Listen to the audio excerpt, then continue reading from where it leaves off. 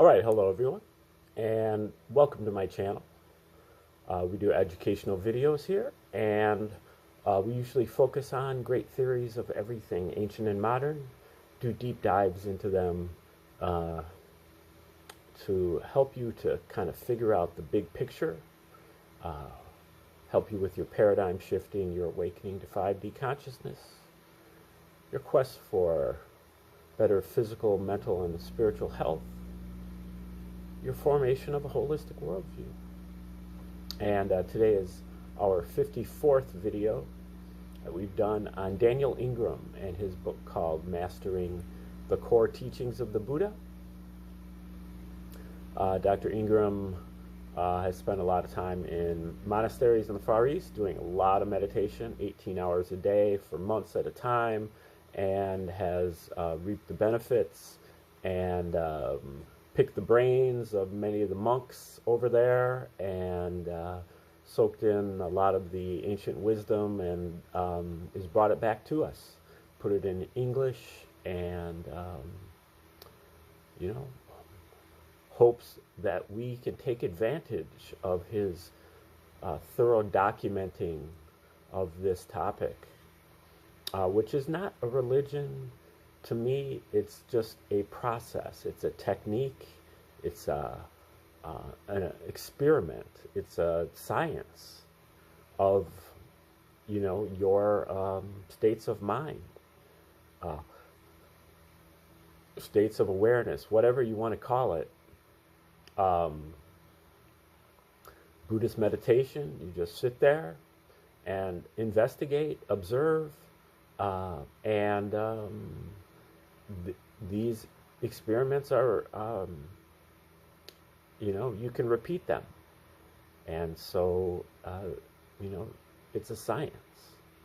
And it doesn't matter whether you're a Jew, a Christian, a Muslim, an atheist, or whatever. These experiences are the same regardless. So, we are in, I believe, chapter 33 on a chapter called Review, which in insight meditation, which is one of the two kinds of meditation and one of the three trainings of Buddhism, along with morality, and then concentration meditation, insight meditation. Insight meditation, he breaks it down into about 16 different stages that we go through as we kind of master the investigation into the three characteristics of all of our thoughts and sense impressions. And those three characteristics are impermanence, dissatisfactoriness or suffering, and also no self. And by doing so, we go through these 16 different stages, and this chapter is on the 16th and final stage called Review. And so Review is just after fruition, stage 15, and fruition is really where you, gain awakening, major awakenings or minor, major nirvanas or minor. And so he's kind of giving you the rundown of the different choices that you have and ways that you can go here once you gain a fruition and are you at the review stage. So we're going to start it right here. First, there are various schools of thought on what to do after your first fruition. Simplifying greatly and ascribing names to these schools that they wouldn't recognize except in generalities, there are at one extreme the let it settle schools, and at the other extreme, the master review through strong technique and strong resolution schools, which I will abbreviate and call the strong technique schools, and plenty of schools in between.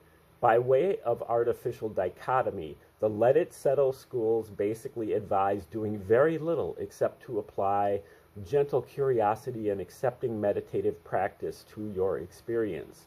And notice what happens. letting the insights come and the stages unfold and flow in their natural, effortless way. If on retreat, just sit and walk according to the schedule while not really trying to do anything else, and just notice how things go. The strong technique schools generally say something very different, such as to practice strong mindfulness every second with strong resolutions to induce rapid and frequent fruitions with as long a duration as possible.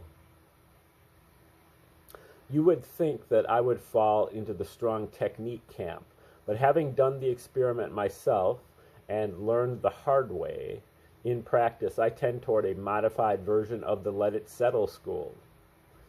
Gentle resolutions are fun to play with in review, but are not necessary. Gently inclining the mind to fruition and sending it sailing easily in that direction is a good idea if held lightly enough for fruitions to be able to happen, as they involve letting our guard down, like throwing a paper airplane. You don't have to keep pushing. Once you let it go, it just glides to the ground naturally. I would modify this advice to suit the individual person, depending on your practice style, strengths, and weaknesses.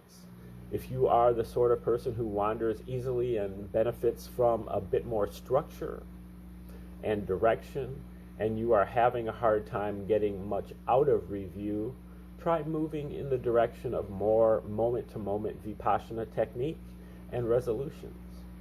If, on the other hand, you tend to let too much power get out of hand and end up frying yourself, rest in the easy and natural wisdom of the let it settle schools, as you will likely do much better. I did, when I finally learned to follow their advice and gained enough confidence to back off on the power and let the mystery unfold on its own. As review sets in, it can seem that we can control these cycles and stages. It may seem that after we have some maturation of a path, we can call up insight stages in order. Just say the name or number them, just say the number or name them, and see what happens, and stay in them as long as we wish, or even call them up out of order, with some traditions and teachers emphasizing this more formal version of review practice. I give details of my own explorations of this mode of intentional review practice toward the end of this book in the section on my own journey. From one perspective, awakened beings can learn to master and manipulate the stages of insight, though such practices can take on much more of a shamatha feel than an insight feel, in that they have very specific agendas for the stage of meditation and the precise quality of mind and attention. From a more wisdom-oriented angle, even that notion that we have any control is erroneous. Stages, cycles, and the empty intentions to manipulate them occur in a causal fashion. And if there is a sense that there is an independent self that is controlling them, then there is clearly more work to do. Now, there's a high and worthy standard indeed. These cycles, as with everything else, simply belong to the nature of things. Investigating the urges and intentions to manipulate the process and to call up specific insight stages for specific durations is profound practice if done well and honestly. When a progress of insight is completed, we may notice the mind simply not doing lots of the useless things it used to do, and it might seem impossible that it was even able to do them. However, it may take some time to figure out what the lasting implications of a path are, and what are just products of that path's lingering and transient afterglow. It is likely to take quite a while to really integrate the realizations that come from a path into our way of being in the world. Mixed in with the sense of what is different is also a growing sense of what hasn't been changed at all.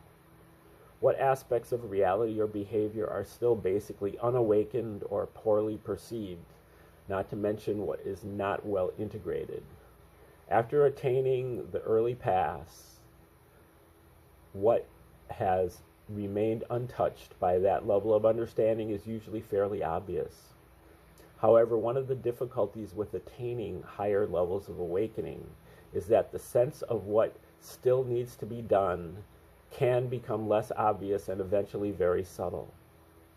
Again, give things time. Be patient. It can sometimes take a while, perhaps weeks, months, or even years, to clearly see which realizations hold up under the pressures of the world and which fade. You might not get a clear sense of the limits of a level of awakening until you are well on your way to the next one. Speaking of the world, review is a great time to re-engage with the specifics of our life. It is unfortunate but true that one of the possible side effects of relentless focus on the three characteristics that produces transformative insights is the habit of not giving attention to many other worthwhile aspects of our lives. These other areas and specifics are very important, and so now is a great time to give them close attention. Those around us may have noticed the side effects of the dark night or some of the other stages, and because of that may be worried about or upset with us for how we behaved if we allowed too much bleed through due to a lack of a solid or sustained foundation in morality. It is not always possible to make up for that sort of damage, but now is a good time to say you are sorry and try to make things better. Take the time to heal the old wounds you discovered or created in yourself or in the lives of others while you were in the dark night. Also, go out and have some fun. Enjoy the richness of friendship, exercise, play, work, entertainment, service, and life in general. Or, if still on retreat, this is a great phase in which to give shamatha more attention and play with the depths of jhana. In short, shamatha is concentration practice. So, in short, do your best to make your life a great one in the conventional sense. You should have been trying to do this all along, but try to forgive yourself and learn from your mistakes if you were not able to. Remember, the kind of renunciation that brings insight is seeing the true nature of things. If you can see the true nature of the sensations that make up a fun and healthy life, there is no need for any other type of renunciation. In fact, buying into a dogmatic renunciation trip is well known for making people quite bitter, difficult, and neurotic. And at that point, the challenge is to see the true nature of the sensations that make up renunciation-induced neuroses. I'm not convinced that neurotic renunciation is an easier way to go. Interestingly, the Pali word nisarana, that is typically translated as renunciation, actually means something like definite emergence, departure, and escape. Like you can and will get out there and do this, and yet when filtered through a puritanical Western filter, the word renunciation connotes something quite different, painfully restrictive and or aversive. After attaining a path, particularly one of the early ones, the feeling that we are particularly special is common. And from one angle, this is true and understandable. However, what is truer is that something in the understanding of the relationship to ordinary phenomena is now special, or at least somewhat unusual. Some attention to the special models will be given later in this book. The attainment of stream entry, or a new stage of awakening, should be a cause for joy and celebration. Unfortunately, people who have never attained deep insight tend to react poorly, oddly, or even aggressively to such disclosures and sentiments. Strangely, many people are very excited about the idea of awakening or the wondrous effectiveness of the Buddhist path, but not the idea of you awakening or those techniques working for someone who isn't them. This reveals a significant lack of development with respect to morality, loving kindness, empathy, and appreciation, or taking joy in others' successes, all of which, when cultivated consistently, can provide conditions for sustained realization of ever higher paths. However, apply this criticism only to yourself. Don't go around pointing out a perceived lack of these qualities in others if you wish to be liked, as such criticisms of others' practices will likely just make you seem arrogant rather than helpfully corrective, even if you have a very soft and gentle style. Thus, approach declarations of your assessments of your practice with delicacy and discretion, unless you are in a mood to sail on rough waters. Those with higher levels of understanding than you will know where you are coming from, but you will also know from their own experience how much more there is to go, and their tendency to focus on that can be frustrating. Our teachers and more mature companions may find it amusing to be reminded of what it was like to be caught up in the fascination with and excitement over low levels of realization, but they know that eventually even those must be perceived in some other way. One of my favorite Chogyam Trungpa observations is that we will never be decorated by our guru. Even if you are, I doubt if it will be of any great benefit to you, and it might even be harmful. Thus, two ironies of the spiritual life that we might encounter are that success can cause feelings of isolation, and that the spiritual path can be a very lonely one indeed. Sometimes writing can help, as can finding those few people who seem to be interested in hearing the details of what we are going through without reinforcing an indulgent fascination with these in ways that make it harder to see successes in proper perspective.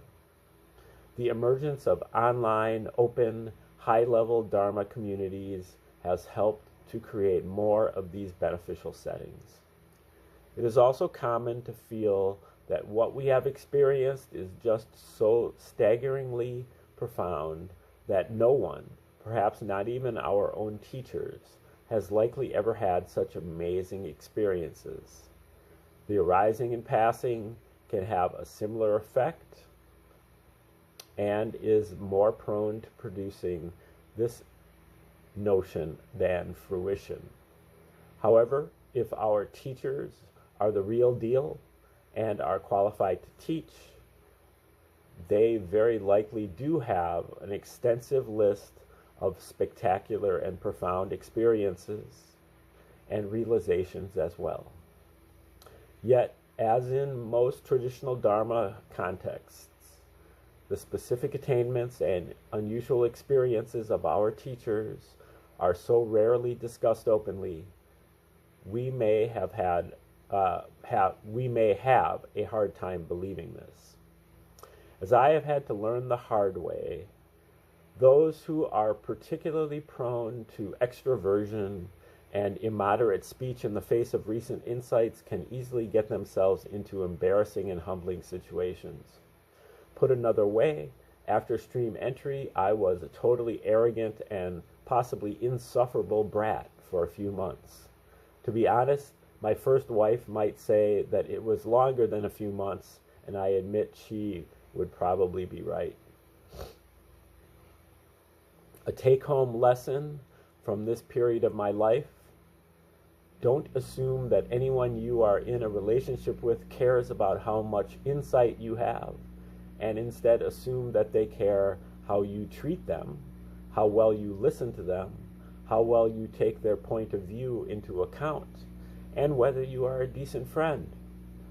While I am on the subject, if you have built an internal paradigm that judges your own practice based on high standards of practice, realize that it is tricky not to apply that same set of judgments to those around you, even when you are not trying to. Watch out for this sort of judgment like a hawk in your own relationships, as it is poison. Eventually, you may begin to outgrow or surpass some of your teachers in depth or scope of understanding and ability. This in and of itself can be confusing or frustrating, causing role reversals that not everyone is able to handle skillfully. You might be shocked at how easy it is to bruise the egos in the conventional psychological sense of those who have seen through some or even all of the illusion of an autonomous, stable, separate self in the high Dharma sense.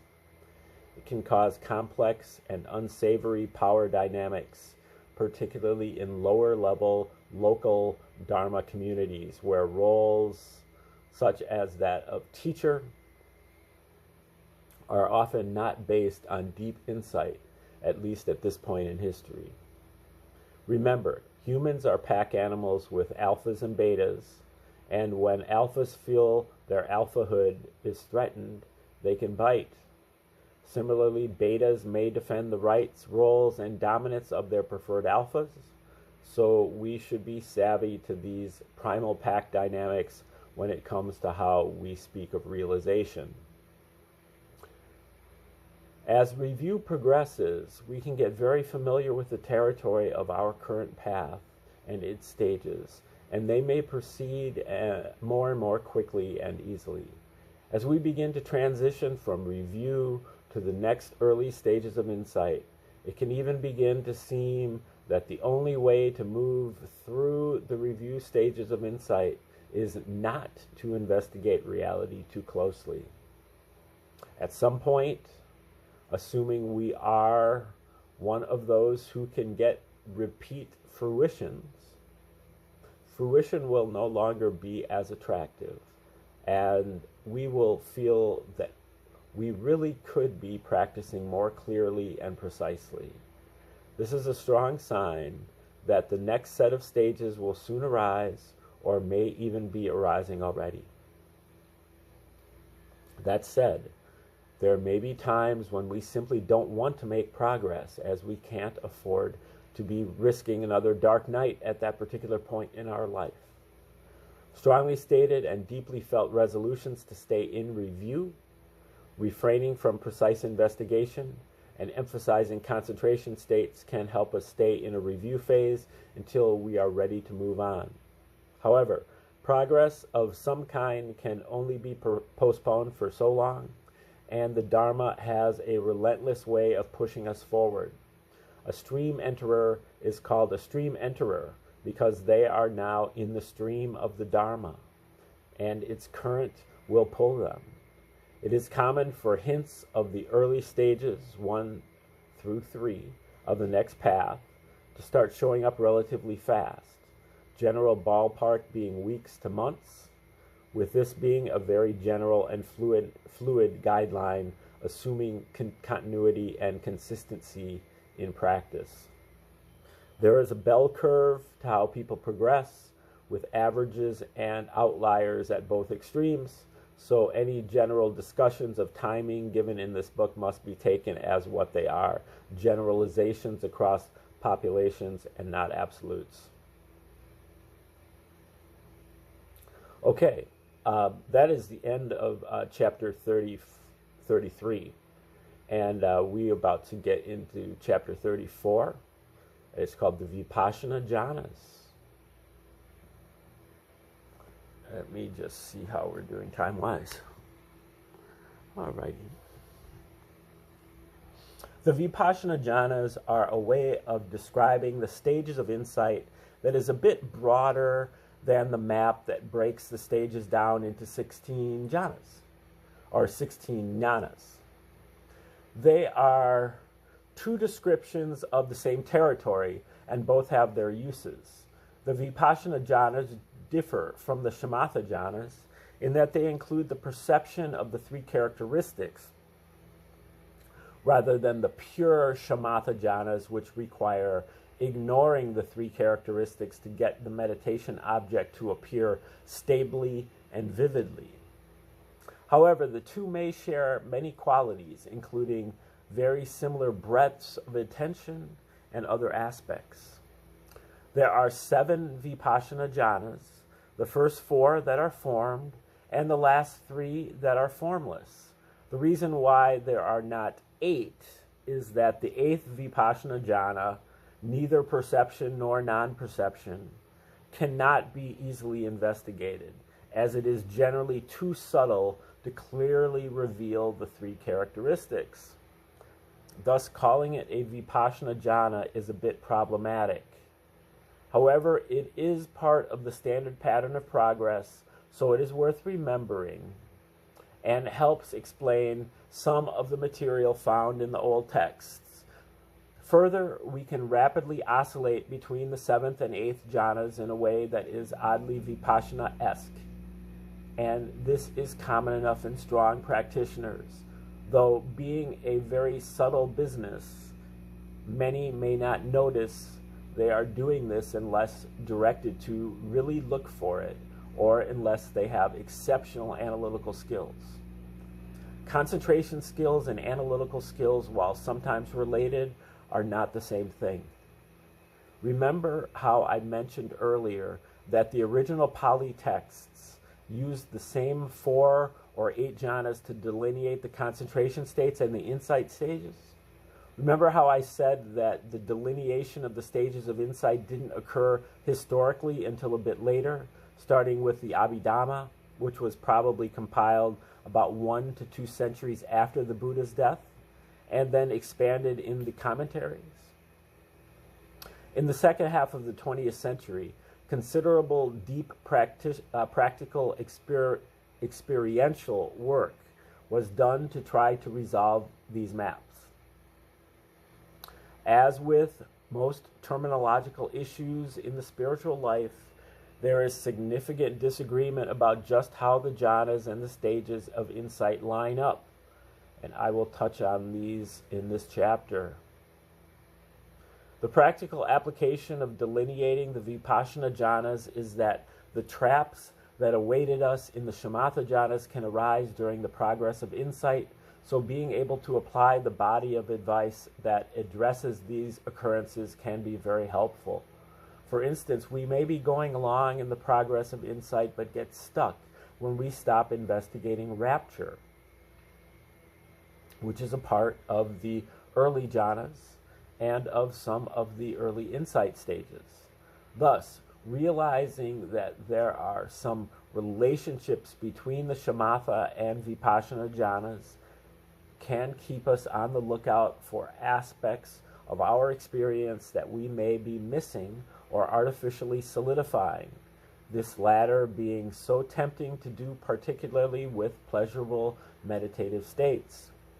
If we have some mastery of a set of insight stages, we can use these stages to learn to get into shamatha jhanas by concentrating on solidifying their predominant positive qualities, what I call horizontal work, since you can learn to stay at the same basic jhana level and shift from a more vibratory take on it to a smoother take.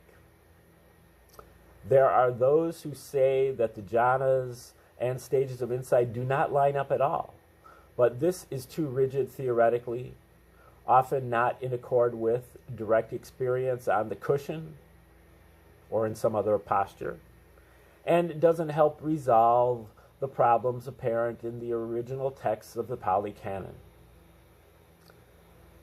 For those who are still die-hard traditionalists and believe that the jhana terminology only applies to pure concentration practices, I offer the following quote from the Buddha that is found in one of my favorite suttas, One by One, as they occurred, in the middle-length discourses of the Buddha as translated by Bhikkhu.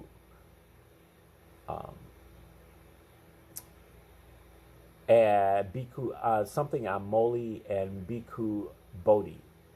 Some of that text is blotted out there. And the stages in the first jhana, the applied thought, the sustained thought, the rapture, the pleasure, and the unification of mind, the contact, feeling, perception, volition, and mind, the zeal, decision, energy, mindfulness, equanimity, and attention. These states were defined by him one by one as they occurred, known to him as they arose, known to him they were present, known to him they disappeared. He understood thus: so indeed these states, not having been, come into being; having been, they vanish.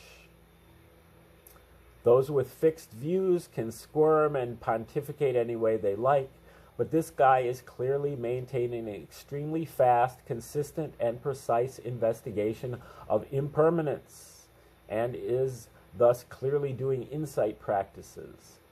I am aware of the argument that this text, while in the Pali Canon, might not be as old as some of the other texts in the Pali Canon, but I couldn't give a rat's ass, as it works, points to awesome practice, and by following this type of practice well, amazing insights reproducibly arise. Again, I am a pragmatist, and I will take my efficacious dharma where I can get it, and that sutra is one of the very best when it comes to teachings you can apply that work. To digress for just a moment, the guy the Buddha is talking about here is none other than my hero Sariputta. The Buddha says that Sariputta goes on to do very precise and powerful insight practices high up into the formless realms and attains to very liberating insights.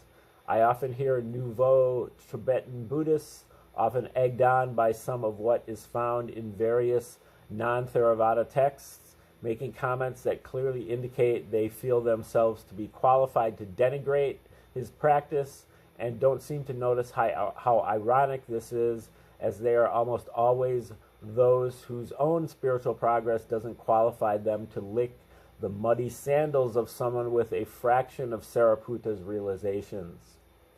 When even 1 in 1,000 of the meditators I meet who make these absurd and insulting statements about Sariputta can do what he could do or understand what he understood, I'll eat this book.